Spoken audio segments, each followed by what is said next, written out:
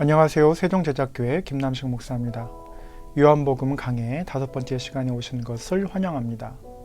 오늘 요한복음 1장 15절에서 18절 말씀을 함께 묵상해 보고자 합니다. 요한복음 1장 15절 말씀입니다. 요한이 그에 대하여 증언하여 외쳐 이르되 내가 전에 말하기를 내 뒤에 오시는 이가 나보다 앞선 것은 나보다 먼저 계심이라 한 것이 이 사람을 가리킴이라 하니라. 우리가 다 그의 충만한 데서 받으니 은혜 위에 은혜로라. 율법은 모세로 말미암아 주어진 것이요 은혜와 진리는 예수 그리스도로 말미암아 온 것이라. 본래 하나님을 본 사람이 없으되 아버지 품속에서 있는 그 독생하신 하나님이 나타내셨느니라. 아멘. 여러분 두 번째 원칙 들어보셨나요? 이게 이제 오늘도 엘리베이터 안에서 한 자매를 봤습니다. 자매를 봤는데 이제 아버지하고 소아과를 찾으러 이제 온 거예요. 근데 잘못 찾아와서 한의원으로 찾아왔습니다. 그랬더니 이제 엘리베이터 타면서 잘못 왔다고 하면서 이제 첫째 아이가 그러는 거예요. 아, 여기는 한의원이네, 이렇게 얘기했습니다. 그랬는데 둘째가 아마도 여기가 소아과라고 알고 오자고 했었나 봐요. 그런데 둘째가 소아과야, 이렇게 우기는 거예요. 그러니까 언니가 지지 않죠. 여기 한의원이라니까, 이렇게 하니까 둘째가 소아과. 그래서 뭐냐면 진실은 중요하지 않아요. 뭐가 중요합니까? 언니한테 지는 게 싫은 거예요. 그래서 끝까지 이제 지지 않고 소아과라고 우기면서 이제 찾으려 했던 소아과를 같이 함께 가족이 가는 걸 봤습니다.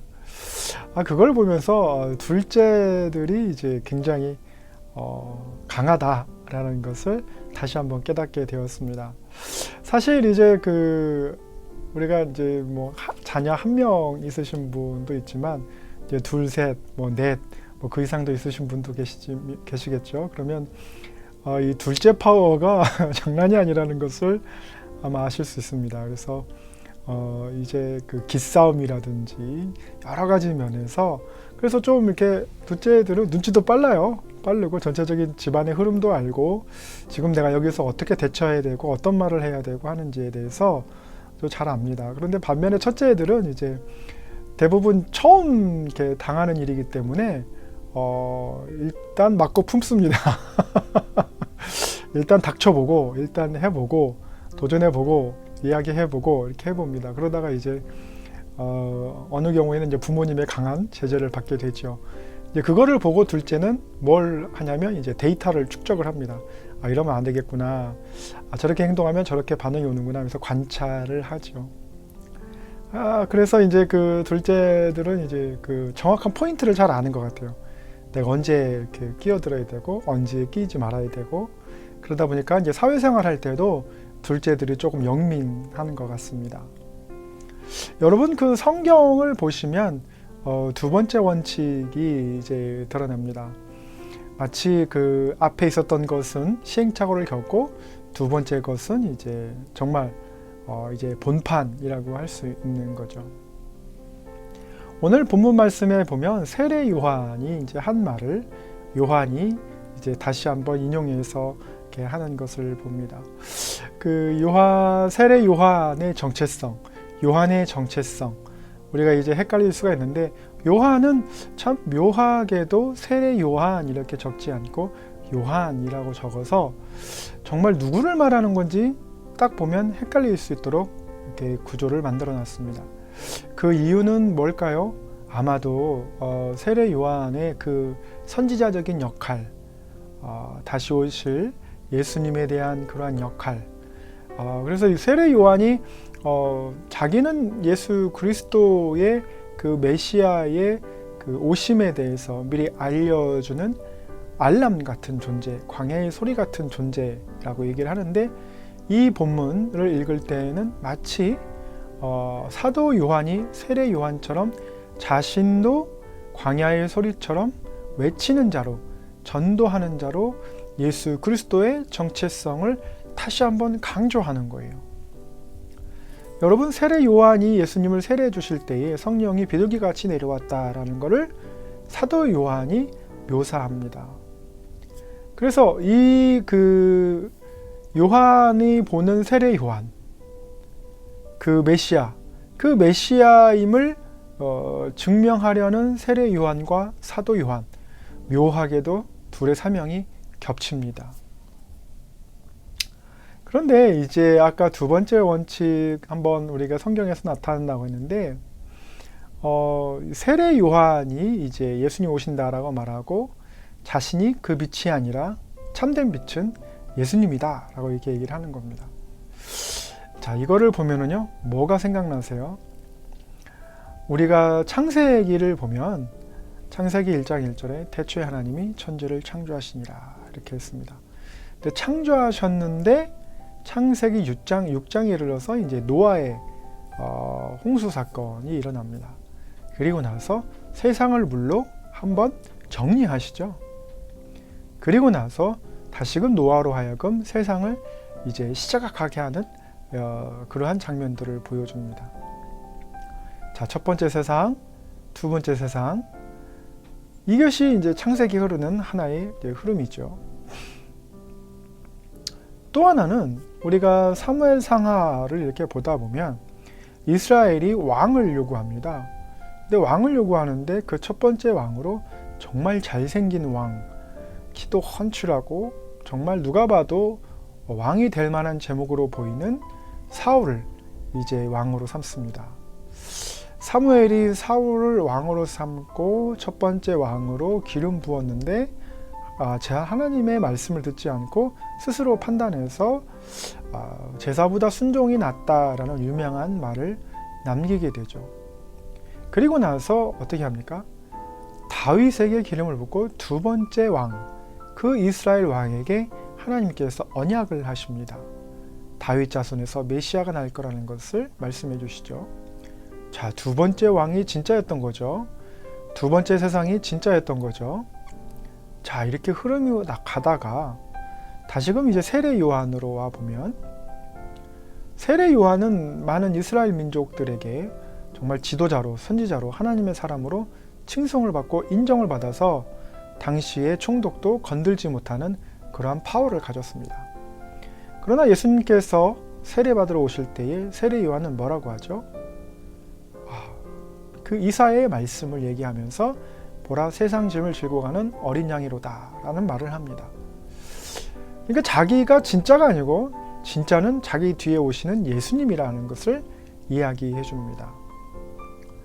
다시 한번 우리가 창세기에서 또 우리 사복음서에서 다시 한번 보면 뭐가 나오냐면, 첫 번째 아담이 창세기에 있었습니다.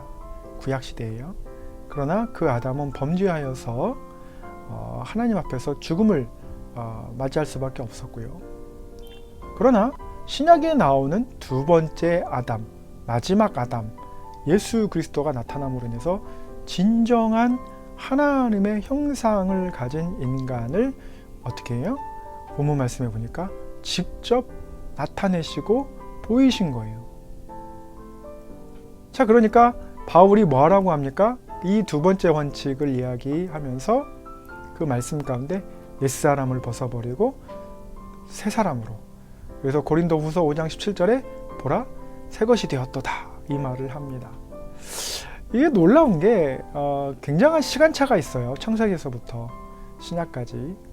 그래서 이러한 시간차를 마치 전혀 없던 것처럼 동일한 원리에 대해서, 두 번째 원칙에 대해서 이야기를 해주고 있습니다. 그래서 하나님께서는 우리가 지난 시간에 얘기했지만 거듭남에 대해서, 인간이 하나님 앞에 범죄하고 창조되었지만 자신의 선택으로 인해서 범죄했는데 예수 그리스도로 인해서 어떻게 다시 한번 새롭게 태어날 수 있다는 그러한 은혜와 진리를 주셨다라는 것을 성경 전체 맥락에서 끊임없이 이야기해주고 있어요. 그러니까 사울 왕이 나타났다, 다윗 왕이 나타났다, 그럼 어떻게 됩니까? 첫 번째 아담이 아니라 마지막 아담이 나타나서 어떻게 해요? 인간을 온전히 구원하시고 인간을 인간답게 하신다라는 것을 몸소 보여주겠다는 의지가 구약에 깊이 담겨 있는 거예요. 신약에서도 세례 요한을 통해서 깊이 담겨져 있는 거예요. 그리고 세례 요한이 그걸 직접 어떻게 하죠? 말을 합니다. 그리고 이 예수 그리스도는 메시아로 하나님이 드러내셨다고 말씀하십니다. 그러니까 또 요한복음 3장 16절에 요한이 쓰면서 어떻게 얘기를 해요? 하나님이 세상을 이처럼 사랑하사 독생자를 주셨으니 라고 이야기하면서 유대인들에게 미가 선지자, 이사야 선지자, 다니엘 선지자, 말라기 선지자, 이 선지자들이 말했던 메시아가 왔음을 선포하는 거예요. 왜 깨닫지 못했느냐? 베드로가 사도행전에서 메시아가 나타났는데 우리가 그를 십자가에 못 박았느니라 했을 때 하나님을 경외하는 메시아를 경외하는 유대인들이 우리가 어찌할꼬라는 탄성이 나오도록, 그 목소리가 나오도록 이 요한복음을 읽으면 어떻게 됩니까? 그가 메시아였는데 그 메시아를 몰라본 유대인으로 하여금 각성하게 한다라는 거죠. 생각을 해보십시오. 세례 요한이 예수님이 오셨을 때, 그리고 나서 세례를 주고 나서 세례 요한이 이제 목이 잘려 죽습니다. 그 사건을 이제 기억하고 구전으로 이제 사람들이 기억을 하는 거죠. 그런데 요한이 요한복음을 쓰면서 이거를 문서화시키고 사실화시켜서 이것을 이제 초대교회로 하여금 계속해서 기억나게 하는 거죠. 그러면 예수 그리스도를 봤던지 못 봤던지 들었던지 했던 사람들에게 어떻게 해요? 다시 한번 각인을 시켜주는 거예요.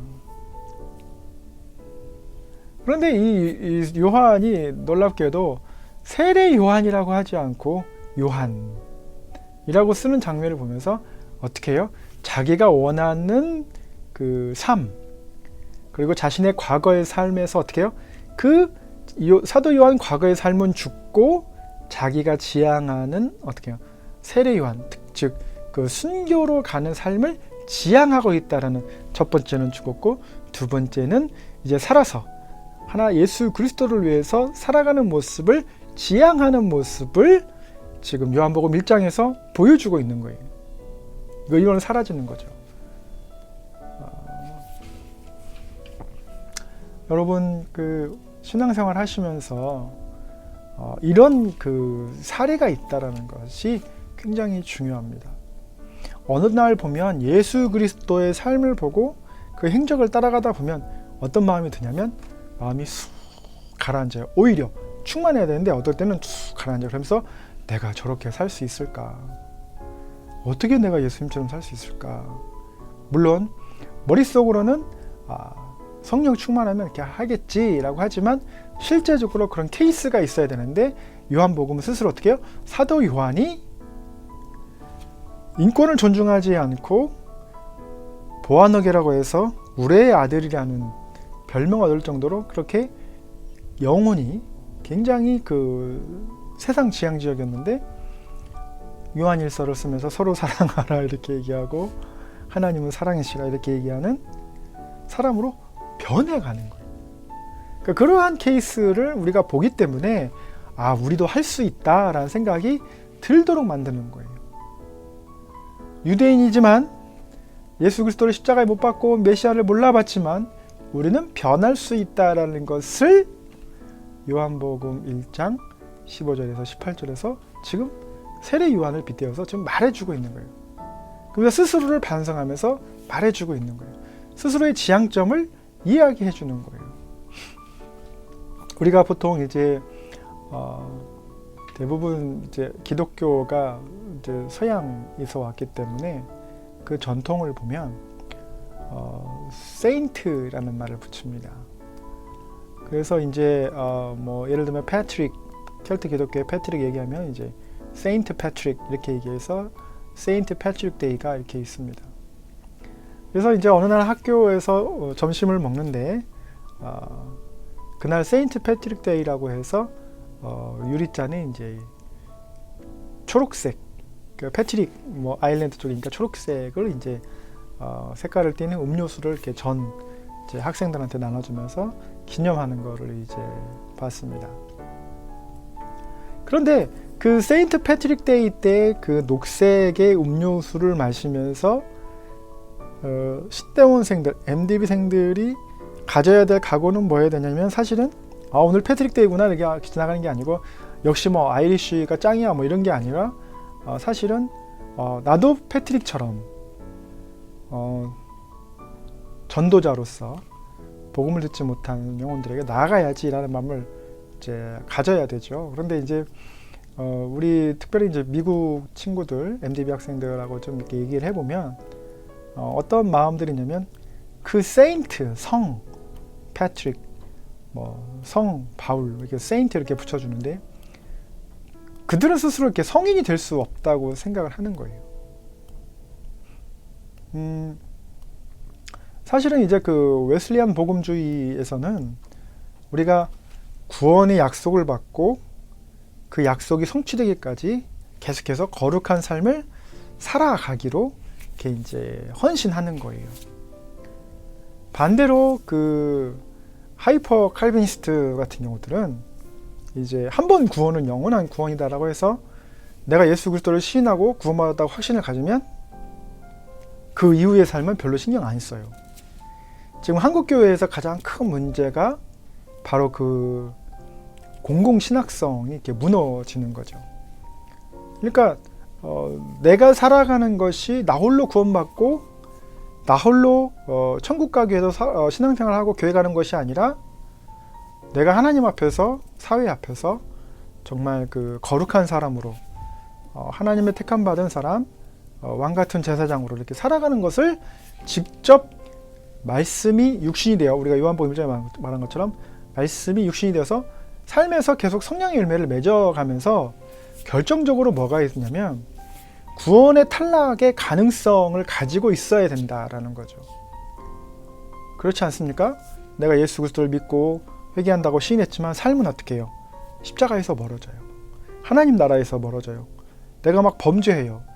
그래서 알렉산더와 데마와 같은 사람들은 어떻게 됐습니까? 세상이 좋아서 세상을 쫓아가는 거예요. 그런 사람이 한번 입으로 시인했다 구원했다고 해서 구원을 확증받느냐? 그건 아니에요. 대부분 이제 그 장로교나 뭐 예를 들면 뭐 성결교나 감리교에서도 이 부분을 잘 구분하지 못해서, 왜요? 한 번 구원은 영원한 구원이라고 하면은 이제 성도들이 안심하죠. 내가 이제 티켓을 따놨구나. 그렇지 않습니다. 우리가 하나님의 이름으로, 예수 그리스도의 이름으로 구원을 받을 수 있다라는 약속을 받았습니다. 그건 전적으로 하나님의 주권 안에 있는 거예요. 그렇지만 우리가 죄를 더하려고, 바울이 말한 것처럼 은혜를 더하려고 죄를 계속 지을 수는 없는 거예요.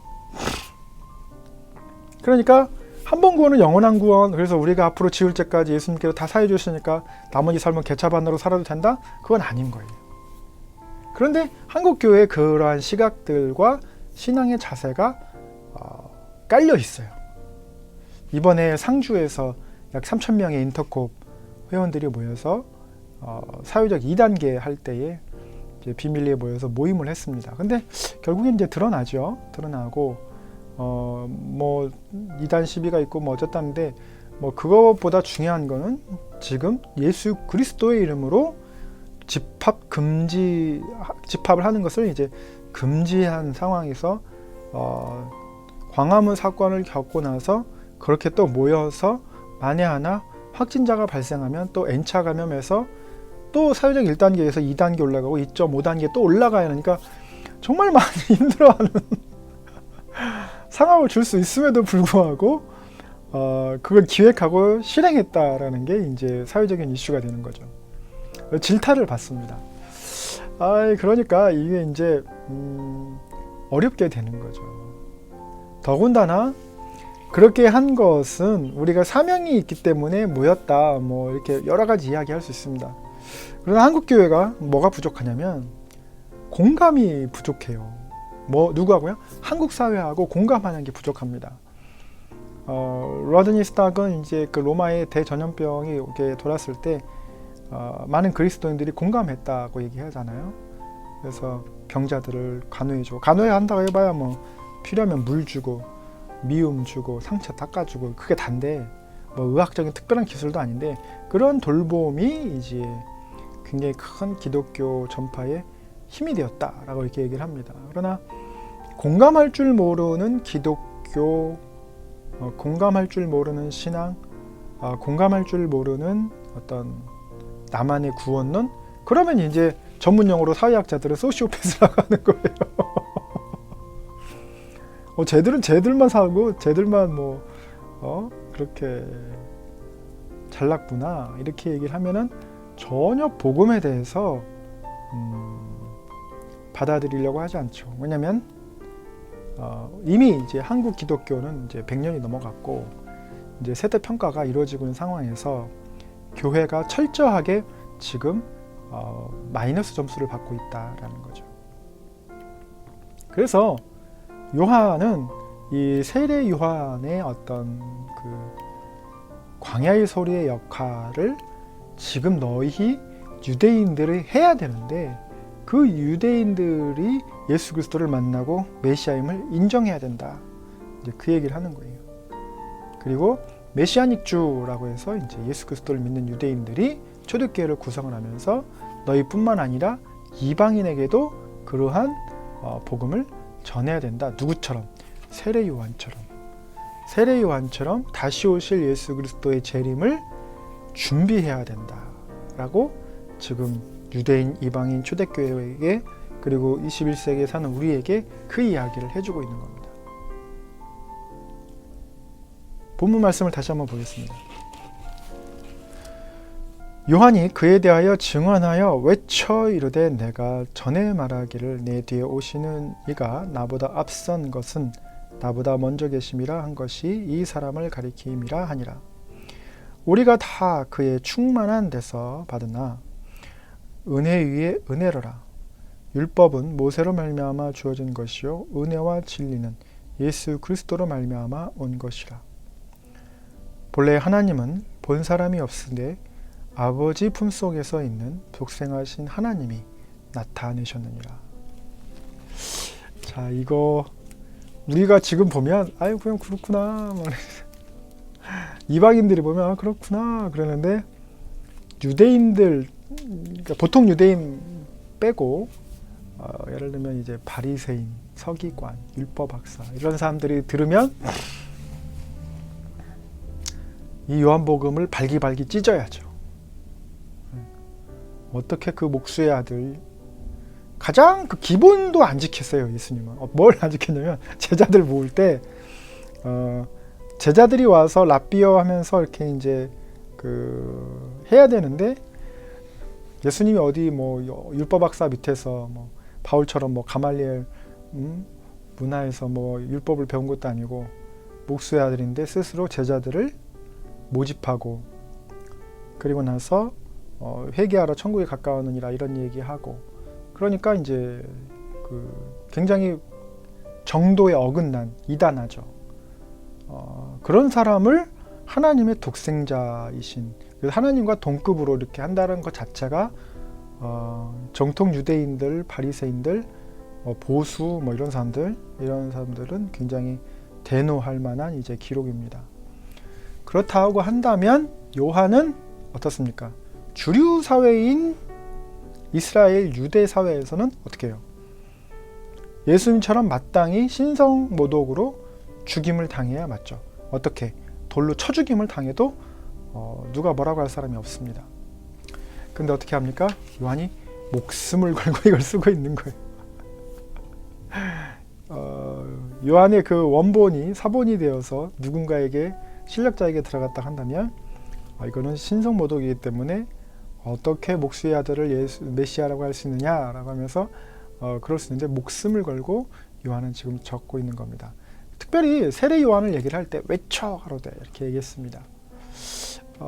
우리가 전도할 때에 외치진 않죠. 특별히 또 외친다 하더라도 어떤 미친 자의 소리로 들을 수도 있죠. 언제까지?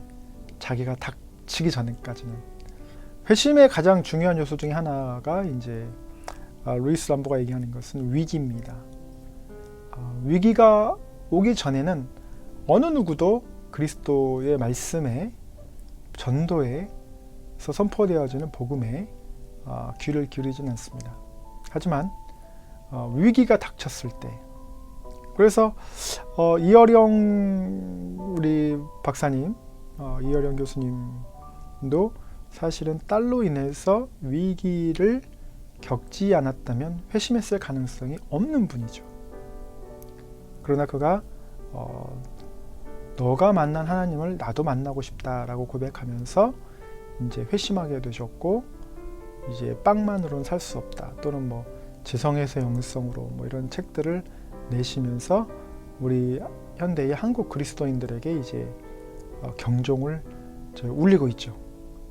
근데 어떻습니까? 우리는 여전히 이 요한의 외침, 또는 세례 요한의 외침, 이 요한복음의 외침에 대해서 듣지 않고 있는 거죠. 그 이유는 철저한 이제 불신이죠. 신은 존재하지 않는다, 심판은 없다, 사후 세계는 없다. 이게 이제 어떻게 보면 그 포스트 모더니즘의 전형적인 어떤 그런 가치관에 갇혀서 세뇌가 되어 있는 거예요. 자, 누가 세뇌가 되어 있느냐? 예수 그리스도를 믿는 사람들이 세뇌가 되어 있느냐? 예수 그리스도를 믿지 않고 자기가 원하는 대로 사사기 맨 마지막에 나온 거죠. 옳은 소견대로 행하는 것이 이제 세뇌가 됐느냐? 사실은 이제 그 세큘러리즘의 세속주의에 세뇌가 되어 있다. 포스트 모더니즘에 세뇌가 되어 있다. 그래서 예수 그리스도를 찾지 않는다라는 게 이제 결론이죠. 혹 예수 그리스도를 잠깐 어렸을 때라든지 알았다 할지라도 누구처럼? 니체처럼 We have murdered God 이렇게 얘기하면서 우리가 신을 살해했다라는 거죠. 신은 없다, 뭐 신은 죽었다 이런 말이 아니라 게이 사이언스에서 니체는 정확하게 말했습니다. We have murdered God. 무슨 말이냐면 존재하는 하나님을 살해했다라고 하는 거죠. 아니면 이제 We have murdered God 이것을 이제 계속적인 용법으로 쓸 수도 있겠죠. 해석할 수도 있고, 우리는 신을 죽이고 있다라는 거죠. 계속해서.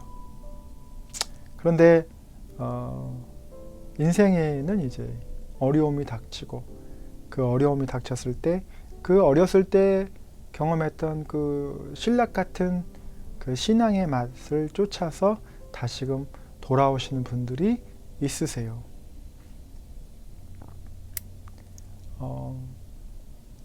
하나님께서는 살아계십니다. 하나님께서는 우리로 하여금 성경 전체를 통해서 거듭날 수 있다고, 다시 시작할 수 있다고, 예수 그리스도를 통해서 영생을 얻고 새로운 삶을 시작할 수 있다고 말씀해주고 계십니다.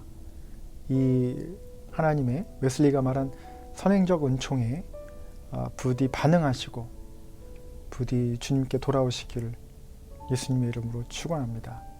감사합니다.